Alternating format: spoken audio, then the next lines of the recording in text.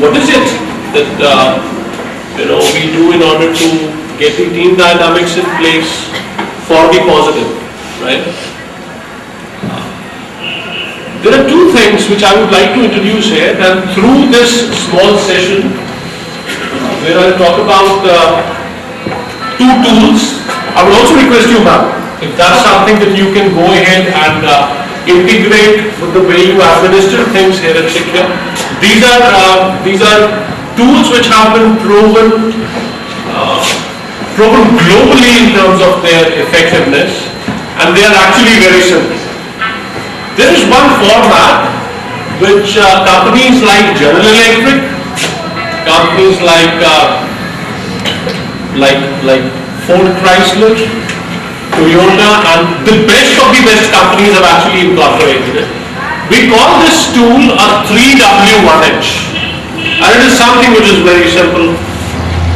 What is a 3W1H? It is actually an A4 size sheet which says, let me go ahead and talk about what needs to be done, when it needs to be done, who is responsible, and how we will do it. So I repeat, what needs to be done is the first W. Who will be accountable is the second W. Why it needs to be done is the third W, and H stands for how are we going to achieve it. Now, if I have a format which is about what needs to be done, why it needs to be done, who is responsible, and how are we going to do this activity. For example, setting up the training room before the trainers come over to deliver the workshop. If I have a 3W1H, it is always going to fix accountability along with timelines.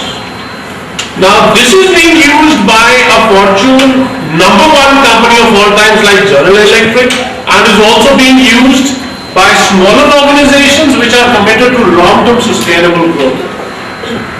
We need to record it, and we need to put it in a way that everybody understands what is it that I am accountable for, what is the timeline within which I have to achieve, and what is the modus operandi.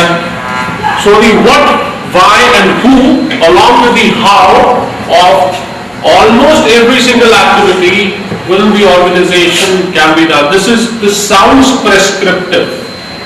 Sir दुख रहा है, गोली खा लो. Sir दुखने का कारण brain cancer भी हो सकता है.